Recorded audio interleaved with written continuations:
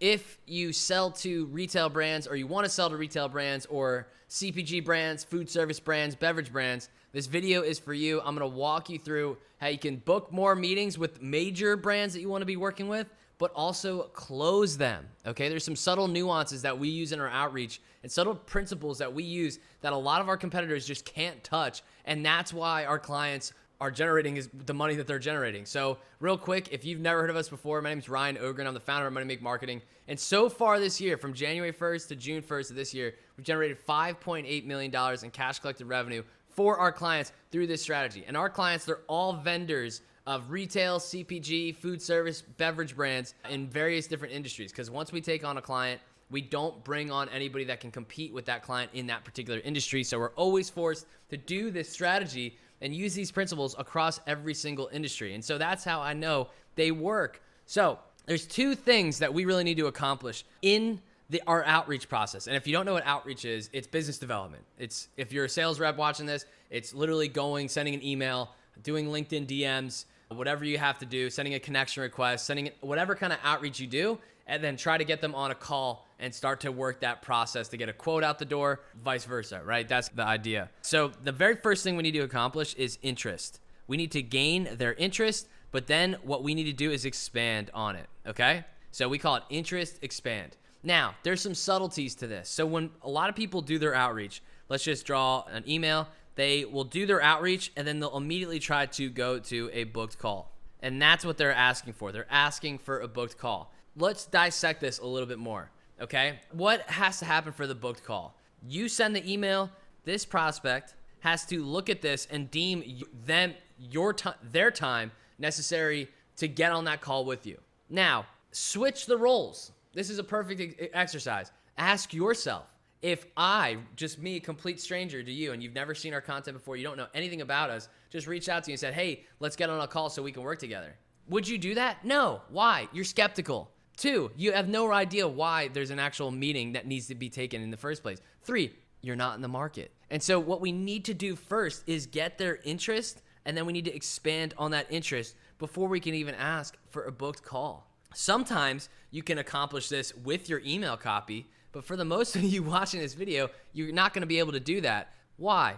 Because that lead is not in the market for what you're offering right now, or the way you're offering it is just not making sense, or it's not interesting. So the way we do this, okay, we actually will send an email, but instead of asking it for a booked call, we ask if we can send something of interest to them. Now, what is this? We like to call it as a lead magnet. A lot of people will say it's marketing asset, it's a cut sheet, it's a capability sheet, whatever.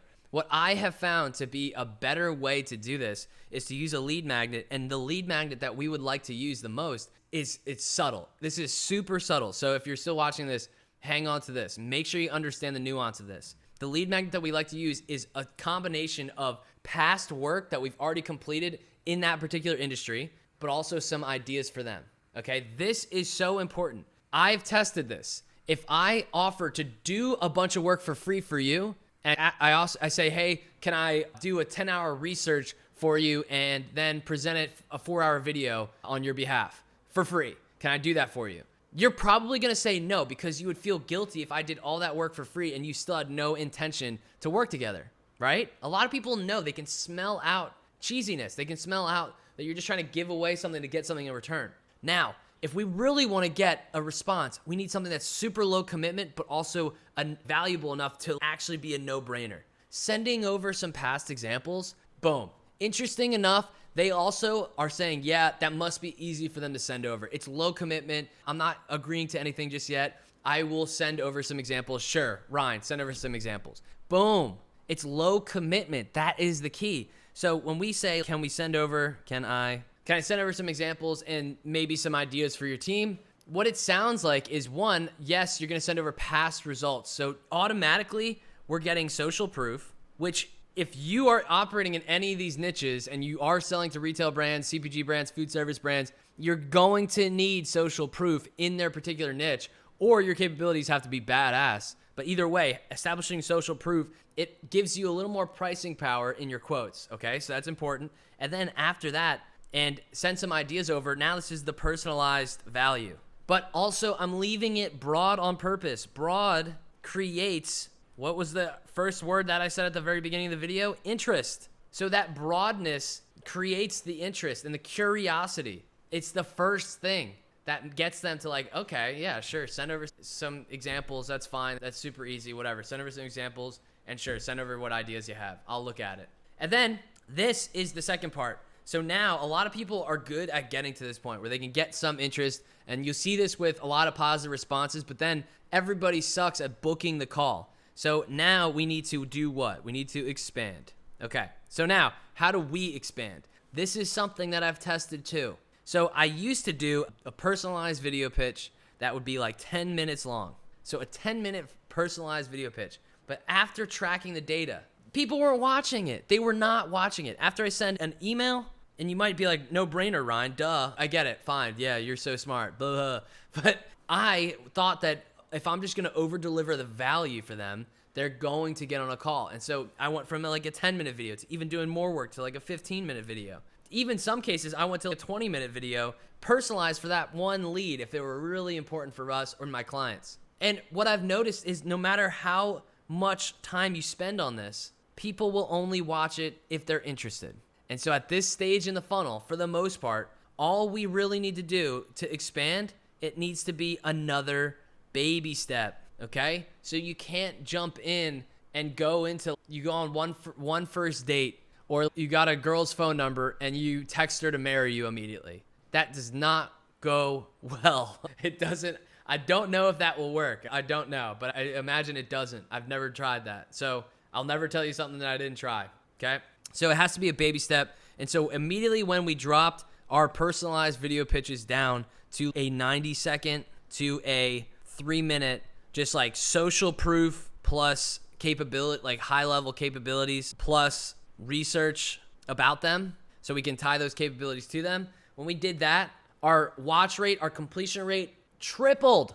So people are now watching and engaging with our videos after we asked them if we can send over examples. They're seeing the social proof, and immediately we started booking twice as many more calls just by them consuming that information. So what actually just happened? We got them interested in our outreach message. We got them interested by asking them something low commitment. A lot of people don't understand this. They're asking if they can date them or marry them already. Something low commitment that's super easy for you to deliver on, and it's still valuable to them. That is the key. Low commitment, low effort for them to consume. That is the piece that we want. And then going and giving them something that's super easy to consume. That is what gets you the interest, and then you expand on it.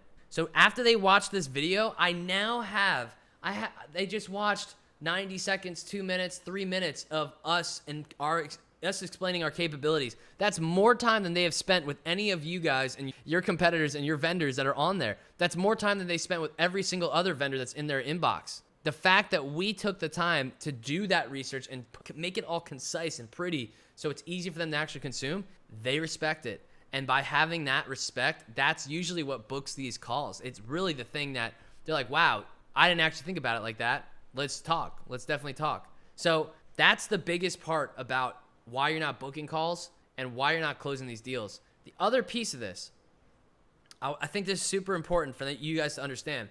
The thing that closes these deals after the fact is when you get on a call and your social proof is already baked in. That $1.2 million deal that we closed in 13 weeks, my client said to me that as soon as that guy, the prospect, got on a call with him, it was immediately like he was the expert. My client was the expert. And that positioning was there. These brands, they're household names. Yes, the teams, the people that work there are some of the most talented people in the world, and they're fantastic. But at the same time, are they experts in what you do? Maybe not. And so you have more capabilities than you. And if I asked you a million questions, I'd be able to get all those capabilities out of you. Not a million questions, maybe 3 or 4. And I'd be able to get those capabilities out and really show you how different you are from your competitors. I think a lot of people don't understand that. It's probably just because you've been doing it for so long. But anyways, that's the key. If you want to book more meetings and you want to close more deals, you have to understand these nuances of how these buyers really buy. So if you guys want to work with us, make sure you apply to work with us. If not, I hope you enjoyed this video. Make sure you like, comment, subscribe. And yeah, we're growing this channel. So let's stay tuned. Turn the notification bell on. All right, Ryan Ogren, Money Make Marketing. See ya.